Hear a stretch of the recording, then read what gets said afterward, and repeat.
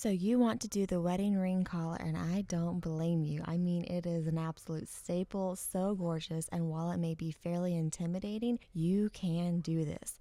So let's take a deep dive into the wedding ring heirloom collar together. When picking out your fabric, you need to have 100% natural fiber content. So this is not the time for a collie pot and blend here. I mean, if you want to do those hem stitching and while it's sewing and you do you, I would highly recommend doing the hem stitching since it makes the garment just sparkle at you. And I'm going to walk you through those hem stitching details too, just everything that you need to know to master this collar. I'm using Speckler Vogel's satin batiste that I got from farmhousefabrics.com. So I rip a section of my fabric off about 20 inches wide or so, plenty of working space to place my collar, and an optional step is to spray your fabric with some starch. You don't have to do this, but it will give your fabric a little stiffness, which will make it easier to work with. Additionally, you can give your lace a light spray as well. Again, it's optional, and I didn't do this step, but many do it since it makes their lace easier to work with. So the first step is to set up the geometry of your collar. You can use a bishop board to establish that neckline, or you can simply put together a pattern and get the neckline that way.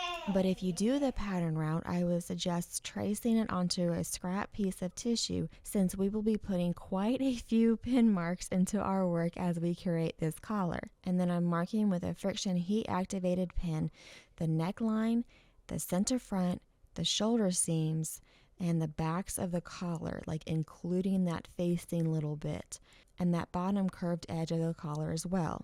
While this bishop board has some lace shaping on the back, the loops are way too large for a collar.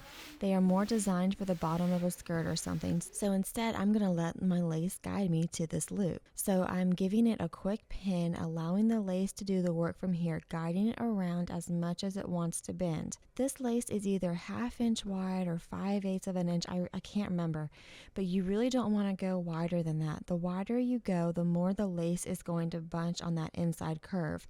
At some point, it's going to be too much and it won't look as neat.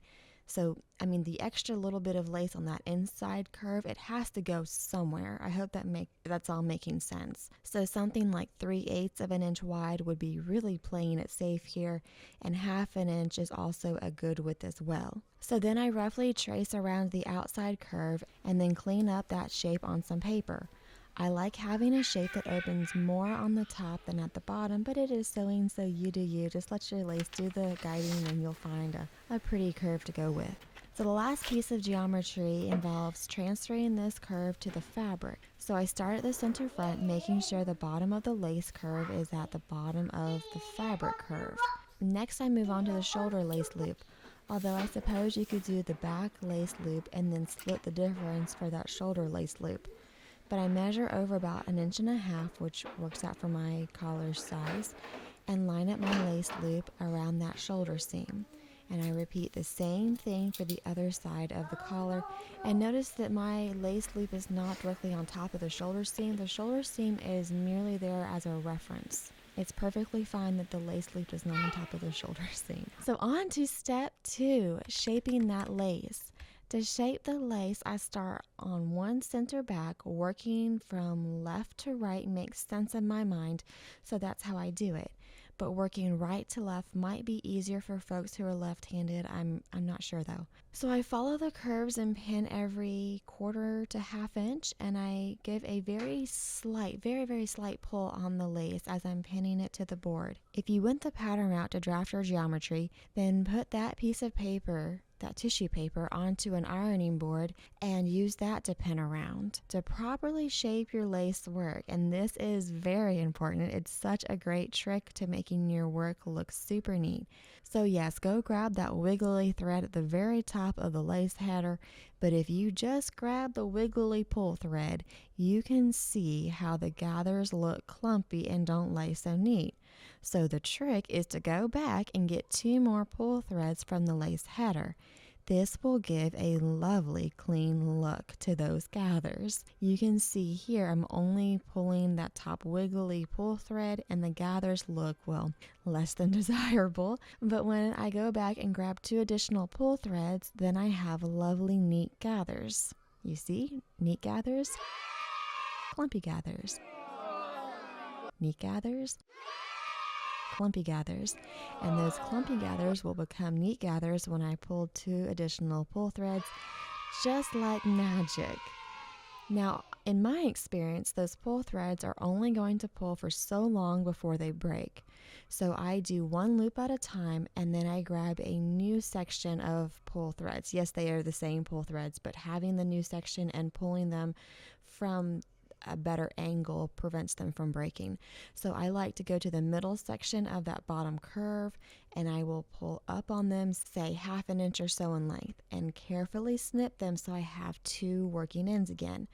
I use one end for the previous loop if I need to adjust it anymore, and then the other end is for the next loop in line. I hope y'all get my drift. And then just pull away, repeating those steps. I've been doing lace shaping now for, 8, 9 years, and I still find it so mesmerizing. It's just like magic. How fun is that? Just getting everything to lay right down. It's just so cool watching it go into place. So once all of those lace are shaped, then comes the task of turning those pins, and it's fine. Don't sweat this. It doesn't have to stay perfect thanks to the next trick that is coming up.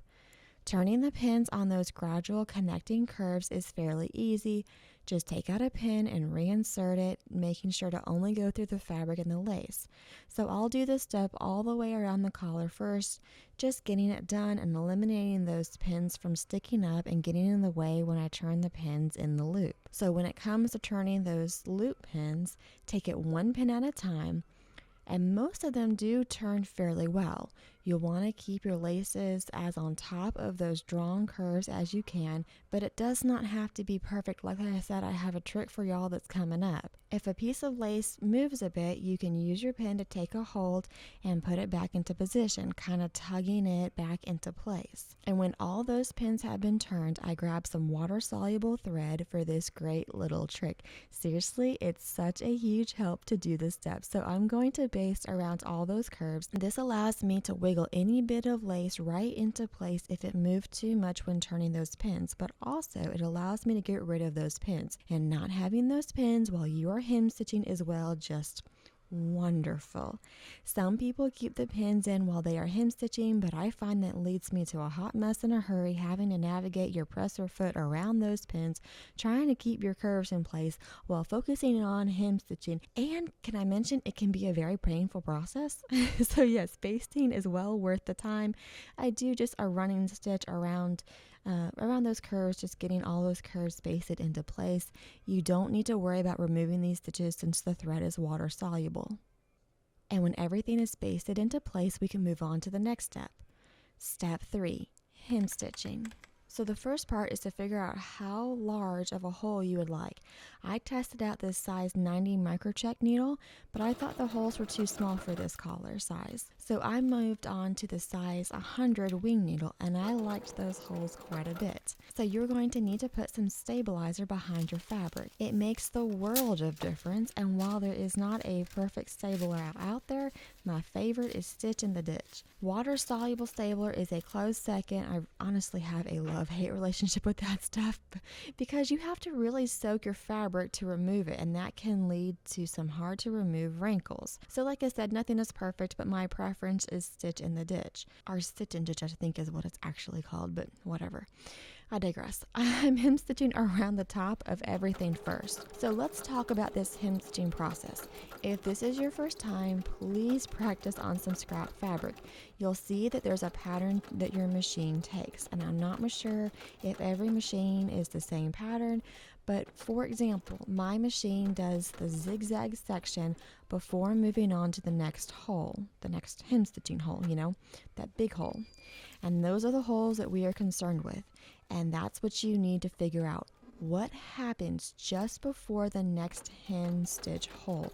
This is a critical piece of knowledge since it tells you when you can turn your work and get those lovely gradual curves while keeping all of your hem stitching holes lined up so you don't have that stray thread in the mix making things look, well, less than desirable.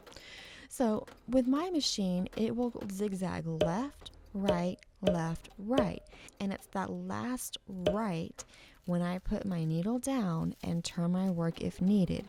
This ensures that all those big holes will line up and the whole thing will be a pretty gradual curve. We're not looking for any chamfers to stick out here. Once I make that top pass, then I remove that stitch and ditch.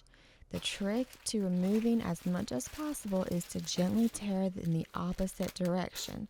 So you will still have some little fuzzy pieces left over, and you can gently remove those with your fingernail or some tweezers. Like I said, there is no perfect stabilizer out there, at least not that I have found yet. So I've learned this the hard way. It is best to remove this piece of fabric before continuing with your hem stitching. Otherwise, it'll trap a little sliver of fabric behind your lace and it won't look as clean. So I'm carefully removing the fabric where the lace overlaps. I'm also removing the fabric at the bottom of the curve of the collar. And removing any of the fabric here, I stay about a 1/16 of an inch away from those stitches, from the outside of the stitches, because I want to preserve the structural integrity here. And then I do the hem stitching around the inside of those loops, going from the area where the lace overlaps around that lace loop and finishing across the other lace overlap until I get something like this. And at this point we are so close to being done with the hem stitching. So next I remove the fabric behind all the lace loops. I do this with a pair of embroidery scissors and I give a little wiggle just to make sure I'm not catching any of my lace and accidentally cutting it in the process. And voila! A lace loop with all the fabric removed. You can totally keep the fabric behind it if cutting it out is just way too intimidating. I mean, it's sewing, you do you, but I really think the lace just sparkles back at you when the fabric is gone. But again, you gotta start somewhere, so if this is just way intimidating, the whole idea of cutting behind this lace, leave your fabric and just do the project. Get your feet wet and do it. Don't let it stop you from doing this project if you really want to do it. Before finishing the last section of hem stitching, I like to finish my lace work first. For this collar, I'm adding my lace edging as the next piece, but there are so many different combinations. I just like to have that next piece of lace on there, and give me a second, I will explain why. So that lace edging is going to need to be gathered so it will lay properly. Basically, the outermost curve is a larger distance than the innermost curve, so gathering the lace will allow everything to lay nicely into place. And if you are curious, I'm gathering my lace to about 1.5 times. So I switch my needle to a micro check size 60 and then zigzag the gathered lace to the collar. And when you get to the point of that curve, and that loop curve, that little point area, just put your needle down, adjust your lace, and turn your work so you can continue on. So going back to that size 100 wing needle, we're first going to finish that last bit of hem stitching. Once again, gotta have some stitch in the ditch behind my work, and then I hem stitch from one bottom side of the loop, put my needle down, and then continue to the other side of the loop. And this is why I like to have the next piece of lace in line already attached. Sometimes that bottom hem stitch hole happens to land just beyond into that next row of lace. So it's nice to have that next row of lace attached, able to accept that hem stitch hole. From there, you can cut out your collar and continue with the construction process like normal. For more heirloom staple videos, check out this Easter dress that I made for my oldest daughter this year. I also have a playlist that dives into heirloom techniques, so go check that out. If you have any questions, please put them down in the comments below and I will do my best to answer them. And as always, I appreciate you all for watching and I hope to catch y'all next time.